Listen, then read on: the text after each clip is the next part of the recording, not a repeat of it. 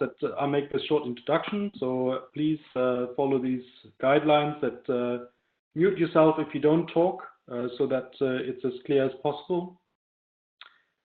Use the chat for any questions that you have. Also, if you want to pitch, you're more than welcome to put that into the chat, and I'll take note of that. We have four pitchers that claimed a slot before the webinar already. So this is the first one is Manon. Then I have Iskander, Marcel, and Vijay. So if you can make yourself known to me, I would then start you off after the presentation from the Commission. So after this introduction, I will invite Paul Malone from Waterford Institute of Technology, TSSG, to present the resources that we have on the NGI.eu website, including the consultation platform. So while you can use the chat and the conversation here in the webinar, we would invite you to definitely go to the NGI consultation platform to continue this conversation, to find partners for your projects, to discuss the topics in more detail, and to stimulate new discussions around the topics. After this, we will have Luis Martinez from the European Commission. He's the representative for the topic, Discovery and Identification of Technologies, for the call. He will present the call in more detail. And then we have around about half an hour to do pitches from the participants here to the webinar about ideas how to approach the topic with new projects, and to also do a Q&A session about some of the more intrinsic parts of the call that might be still unclear after the presentation. So with this, I would like to hand over to Paul. Paul, are you there? I am indeed. Can you hear me okay? Absolutely fine. Wonderful. Okay, thank you very much, Mirko.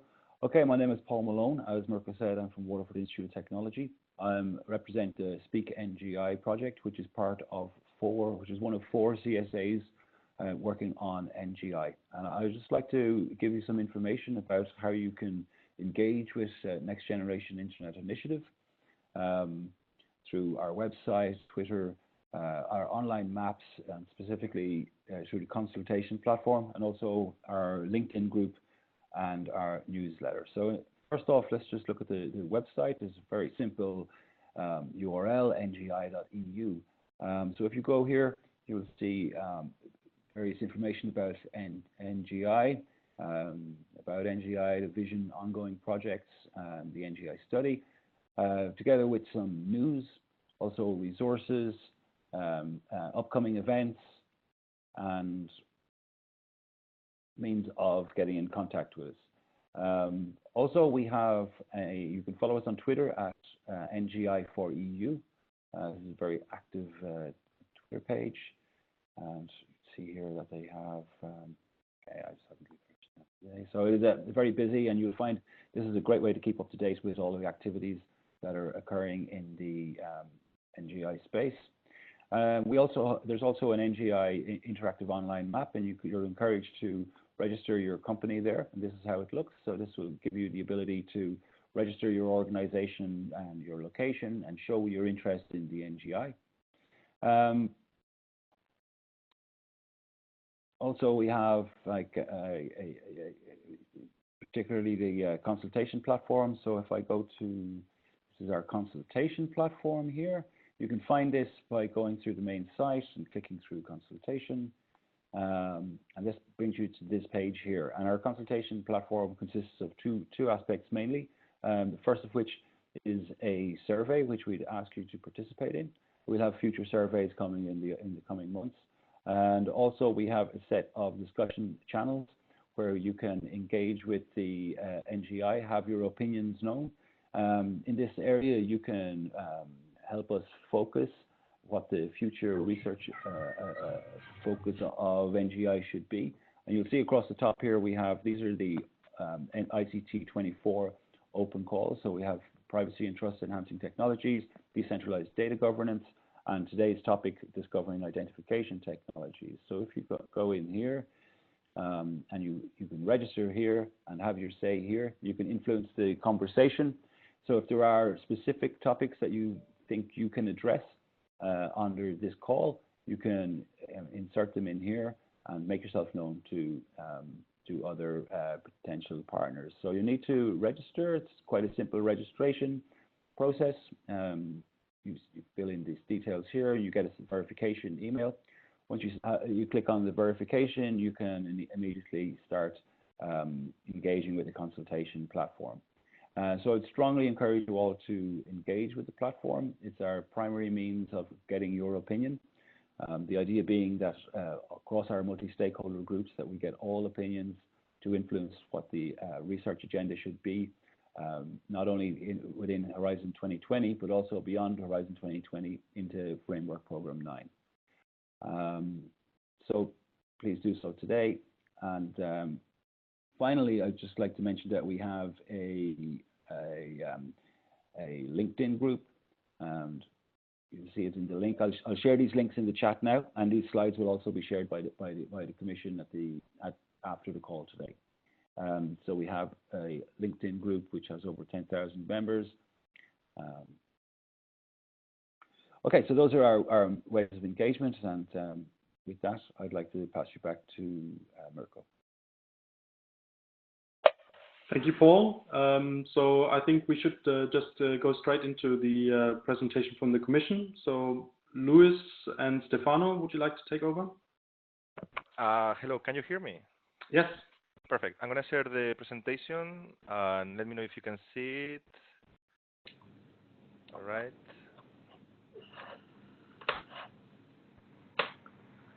Yes, perfectly. You see the slide, perfect, no? Yeah. All right. So let's start. I'm going to be a little bit quick because we already heard all the NGI story. So I'm just going to have Hey, Luis. Yeah. Sorry, can you just make it full screen, maybe? Yeah, sure. Like that? Yeah, better. Thank you. Perfect. So why the NGI is a key priority? Well, it's important to remark that the upcoming digital era and the hyper-connected society must be based on principles that are in line with European values like openness, neutrality, cooperation, inclusion, transparency, protection on data, privacy, all of these that we consider European values. So, well, the topics proposed under this heading will contribute in ensuring that through the next generation internet, the immense potential of artificial intelligence, the connection with the physical world, interactive technologies, and the immersive environments are included in this goal. So the next generation internet should be an internet that is dependable and trustable, creating a new usage and new business opportunities, making Europe a trusted hub globally. On to the next slide. Yeah, what are we aiming to do? Well, these are the 6 main points that we focused on. Defragment and connect. We're trying to bring together a number of areas that by nature or by need have become highly fragmented. There are organizations, teams, and people who work today in this vision already. So we're trying to broaden the ecosystem with a number of research domains which highly relate to the NGI visions, like research on interactive devices, for example. And we know that nowadays the situation is too heterogeneous. So we need to pull this together around one common goal. We're also trying to engage new stakeholders. We're going to focus on working with those who will be the drivers of the next generation internet vision and the success stories of tomorrow. These are likely people that we don't know yet, even people who are not or may not be interested in working with us. But we have to reach out to the communities really driving this change in Europe. There are 2 communities that we know for sure, which are the brilliant postdoc researchers and in academia and the high-tech startups and SMEs. For us, it's really hard to reach them as the Commission. So I'll explain a little bit the mechanism and the instrument that we're going to use to reach them. We're also focused on long-term research with applied research and innovation, and policy and societal expectations, radical new functionalities, the European core values that I already mentioned, and the European movement. Let's say, we have to ask ourselves, can we leave the internet evolution entirely in the hands of those who drive it today?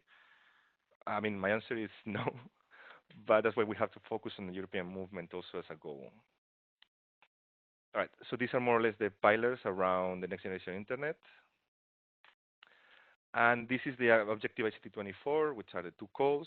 The first one is starting, well, it's already open. It's closing in 17th of April 2018.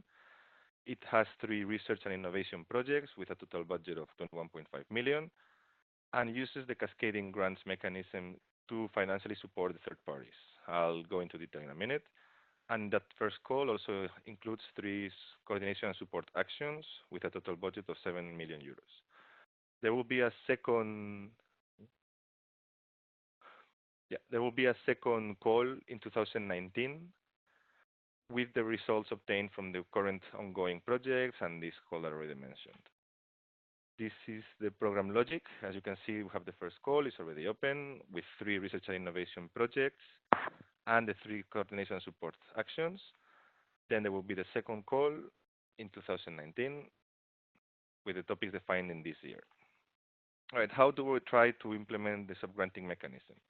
This is the mechanism that we're going to use in order to reach those communities and those beneficiaries that normally we cannot reach because either they are startups that are too fast to adapt to our very slow mechanisms, or they're just not interested because of all the paperwork and the bureaucracy involved in submitting a tender. So what we're going to do is basically we have a research and innovation action, for example. So you submit a project, like a proposal to the European Commission, and 80% of the budget will go directly to the subgrantees. Well, as we see, the subgrantees are one legal entity with one specific project. We're trying to focus especially in the young researchers from outstanding academics, high-tech startups, and SMEs. They will carry out the research and innovation work. And one suggestion, for example, is to distribute the money like from 50,000 to 200,000 euros, 9 to 12 months, small projects. And activities that they can do, for example, some people ask, what do the intermediaries can do? So these are some activities they can do, like monitoring, mentoring, coaching, communications, community building, networking, etc.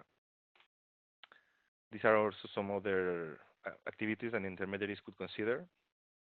These slides will be available afterwards, so don't worry about it. And now into discovery and identification. This is my topic, so if I go too fast, let me know. This is the text from the work program.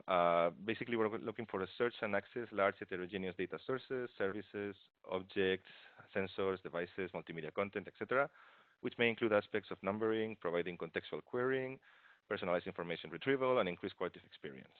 This is very broad, so I prepared this to have some ideas and inspiration for possible tenders so they know some things that they could start researching or looking into. Well, first of all, we are not trying to create another Google. I mean, many have tried and many have failed, but that's not what we're doing here. Instead, we're encouraging researchers to focus on the actual discovery mechanisms. How can they be more transparent, more open, tailored to the needs of the individual rather than to the needs of the organization?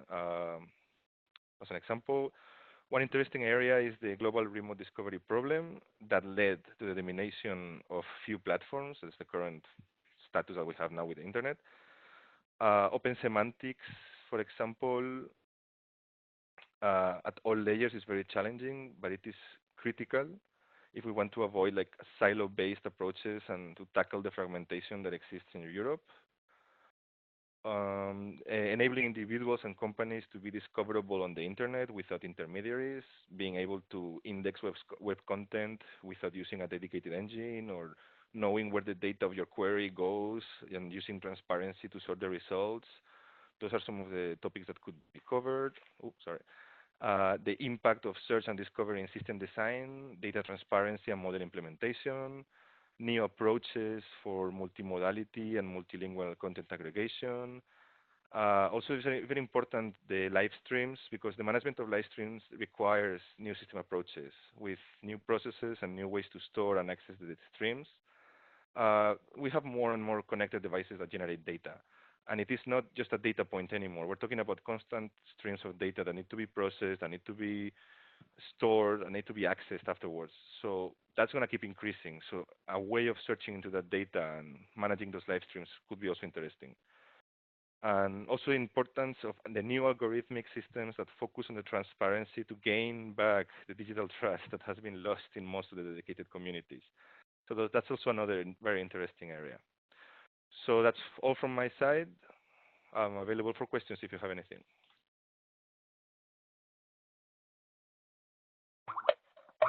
Thank you, thank you very much, Luis. I would like to invite the first person to pitch, Manon. Are you there? Yes, I'm here. This is going quicker than I thought. Okay. We are ahead of schedule today. Yeah, let me also, I don't have slides, so I put my video on to make it less dull. Thank you.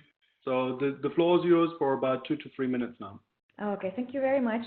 So my name is Manon den Dunnen. I'm from the Dutch police. I was supposed to pitch on Monday in the context of privacy and trust enhancing technologies, but I think it fits this topic as well, and I hope to encounter people who have common interests. Looking at the smart society with the increasing amount of IoT and sensors and the dependency on digital infrastructure, it's clear that trust, resilience, openness, privacy and security are essential for safety and to maintain our core values as laid down in our constitutions.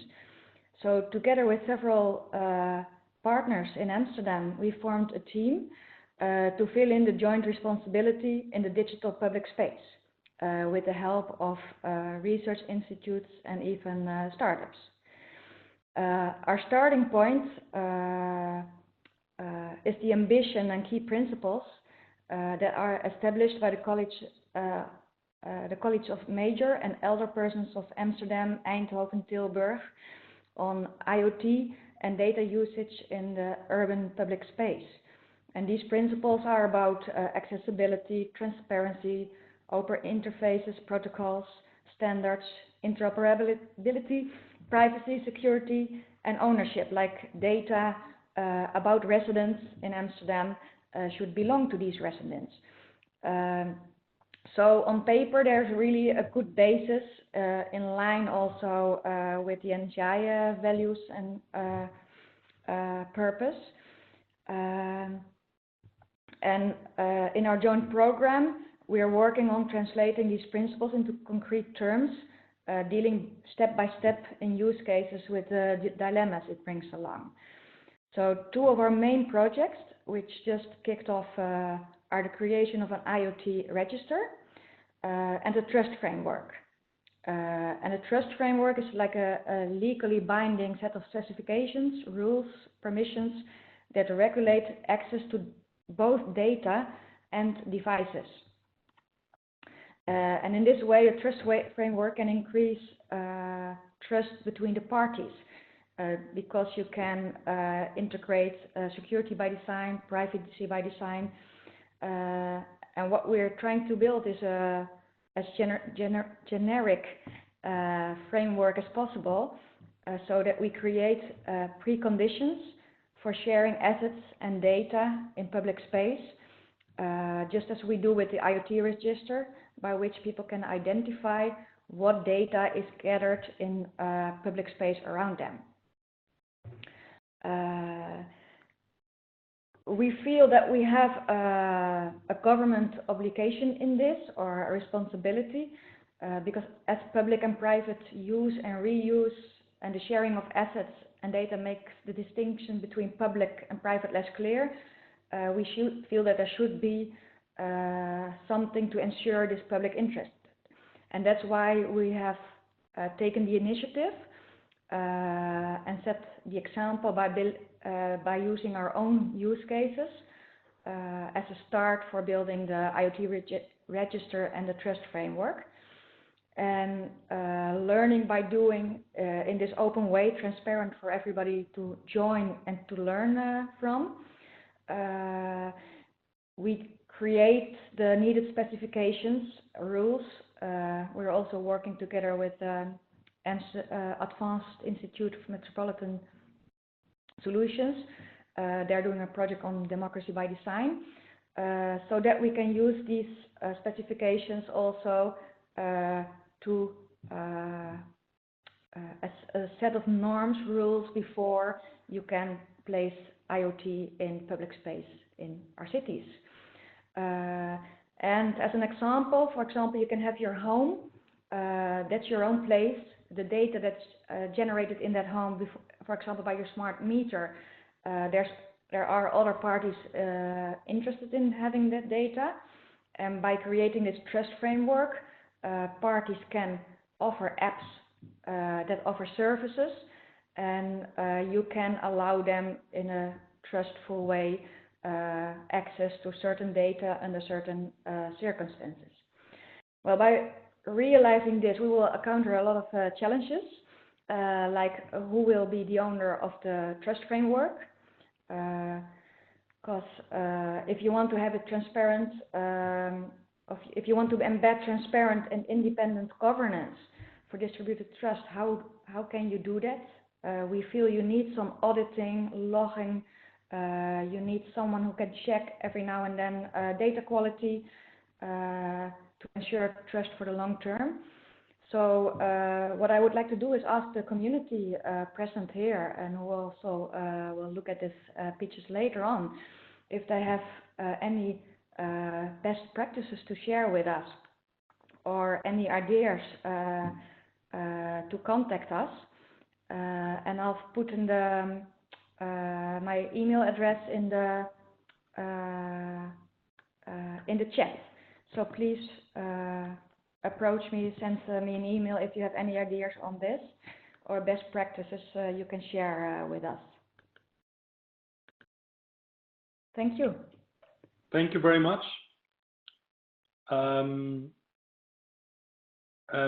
Yes, so like you just said, Manon, please add your contact details into the chat if you want to be contacted and if you want to share your contact details. Please go also to the consultation platform after this, or while we're doing this as well, to add your comments and stories there as well. Yeah, well. So yeah. That's where the conversation should also happen then beyond the webinar. Yeah. So thank you very much, Manon, for thank you too. the pitch. So we would like to go to the next person, that's Marcel. Are you ready? Yes, I'm ready. Can you hear me all right? Yep, I can hear you well. Okay. So we'll give you also a little bit longer. We are well ahead of schedule, so we have extra time. So Okay. Don't rush it. Okay, thank you so much. So I'm actually pitching already as a kind of sub-grantee here. I was not fully aware of the, I didn't quite grasp the timeline and the structure with the main applicants and sub-grantees, but I was still recommended to do the pitch, also to kind of give a feel of what kind of projects might be supported further down the line. So I'm aware that we are not applying in 2018 here. So what I'm pitching today is the project called Fairbike. And Fairbike is the first autonomous bike sharing scheme that relies on local economy and listens to local communities. You might wonder, what's the urgency for such a scheme, and why would this be funded through an NGI initiative call? Well, if we zoom out a little bit and look at the dominant business models that we now see online, we see that it's kind of like a winner-takes-all economy. And as soon as a platform has reached a critical mass in consumers and recurring business, it becomes a monopoly. That's what we see, right? We're not pitching the next Google, I know. But what we see is that these conditions for the platforms to grow are characterized by, a lot of VC capital, freemium models to engage with users, and user experience that are engineered to become addicting. So eventually we see these platform giants become the default entry points for like search, social life, taxi business, and they can control the demand side of economies. So it's obvious we need another business model, and we are looking at an economic model. So with Fairbike, we want to pioneer a new way of running businesses, one that only focuses on creating value and not profit. And our first battle that we picked is to take on the battle with the Asian bike sharing companies that are now trying to corner the market for free floating bikes. I don't know if you seen them around other places in Europe, but definitely in the Netherlands and Amsterdam. We see them everywhere, and even being removed by the cities because they don't take into account the local conditions, local economy. So what we're currently developing is a bike ecosystem that uses the blockchain. Within a certain area, bikes can save up money, like rent, and they can autonomously buy a new bike from local bike shops. But only if that's allowed by the rules set by local communities. So local communities can set rules on the neighborhood level to see how the system should behave in their area. The idea is that we develop this project as an open source project, and currently we are already ramping up for a tiny pilot in summer, but our ambitions are really big. So this is where the NGI call comes in. So because today it's bikes, but tomorrow we want to apply this business model of users acquiring funds to expand the service without any profit going to shareholders into, for instance, cell phone antennas or desalination plants or public transport. So it's really like a new economic model that pursues to create maximum value for as many people as possible. And what we want to do through the NGI calls is to get our larger group of people that can engage with these ideas and this initiative. First of all, to get Fairbike off the ground, but also because this is a real life test case, a real life, like, call it a living lab for this model. But the model itself can then be made fully open source, developed further with partners, and made available to other pioneers that want to transform the online or offline economy. Thank you so much. Thank you, Marcel. So we're moving to the next pitch. That would be Iskander. I'm not sure if I pronounced it right.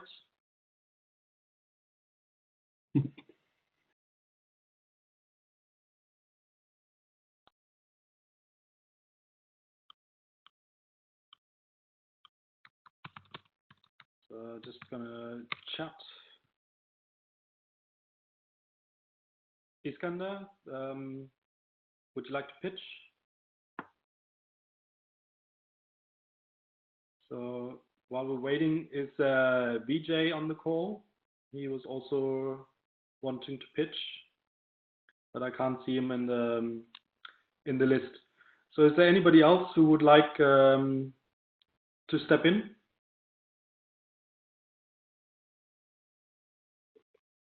I'll give Iskander a call, like a phone call. Okay. Maybe he missed this. Yeah, we know each other. Okay. So in the meantime, Sorry, Iskander also pitched yesterday. So I think it will probably be the same pitch. So if people are interested, they can also look back at the webinar from yesterday. okay, that's a very good idea. Thank you, Manon. No problem. Thank you. So if there's nobody pitching at the moment, then I've also not seen any questions in the chat.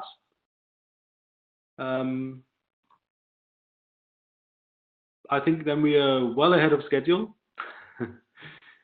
I think,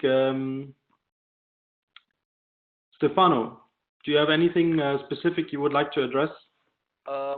No, not really. I just wanted to clarify a couple of things. If so, one is around the website, and that is the contact point, that is ngi.eu. And then from there you can access the consultation platforms and all other sections, the map, events, news, because from the presentation it seemed a lot of things, but everything is on the website, on ngi.eu. So this is the contact point.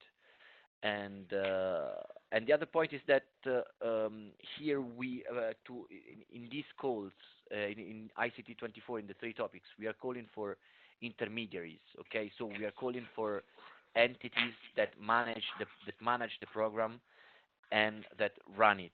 Okay, so the intermediaries, the beneficiaries of the call, are not working. Are not directly working on research, are not doing stuff. Okay, because maybe it is usually there is usually a misunderstanding around this point. So the intermediaries, the consortium that will be selected during the evaluation of the call, will run the program. So we'll manage the open calls, and we'll have to engage stakeholders, so startups, researchers, and things, and manage the whole thing. And it has to do that with 20% of the budget. That is 1.4 millions, basically. So I just wanted to clarify this. Thank you, Stefano. There's also, I think, a question that quite nicely connects to this, because Sergey is asking a question, how the results by postdocs and startups, these 20-odd projects that will be funded through the intermediaries, how they are expected to produce a unified body of knowledge or technology. I think that's a very good question, Yes. and yeah, maybe you can give some insight into that. Yeah, but you can also say your what you want, Mirko. Well, I think it's a very difficult topic to address, to find that coherence. But I think one of the advantages of being the intermediary that puts out the open calls is you're actually steering the conversation with the open calls. Of course, you can't dictate what exactly you're going to get in terms of the responses. But if you make specific enough open calls, you can actually steer which issues are going to be addressed first, or which technologies are going to be touched upon first. Exactly. And consider that this is exactly what the intermediary is expected to do, what the consortium is expected to do, and they have, in the proposal they have to present a reliable and trustable plan to do that. So they need to understand which are the priorities, and then implement the program accordingly. Also, what I would like to say is that the topics don't have to be defined at the initial stage, okay? Because everything was designed to be agile. So every year, basically, the consortium will have to define priorities and grant startups and postdocs in these topics in short research cycles, okay? So 9-12 months. So with this approach, we hope and we think that we can have a coherency and to have some concrete results at the end of the 3 years. Yeah. I don't know if we answered your question, Sergey, or if you have an opinion. Or and also there will be one of the CSA.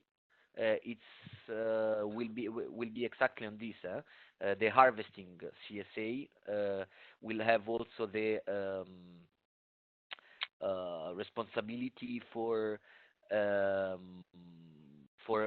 taking the best results of each startup or each research cycle and guarantee them let's say a continuation after the program. So that will also help in this. Yeah, and Stefano, maybe just to add on this, it's also a way for the Commission to actually shorten the ability to react to an external world. Absolutely. So, if you do the traditional calls, you have something like a 1.5 year lead time until the projects actually start kicking off, and maybe even up to 3 year lead time until they produce results. Mm-hmm. So this will shorten the lead times to months towards being able to act, of course, in a smaller context, but much faster. So there is a trade-off between building a coherent knowledge pool with proper planning and having a bit more agility, and with that maybe also some disconnectedness. But yes, like you said, there are also the other CSAs around it, topic 4, 5, and 6 to support the research and innovation actions. Exactly. Yeah. So I think so. We have also Iskander back on the call. Iskander, you've already pitched, I think, in the previous webinars. Would you like to do a very brief version again now?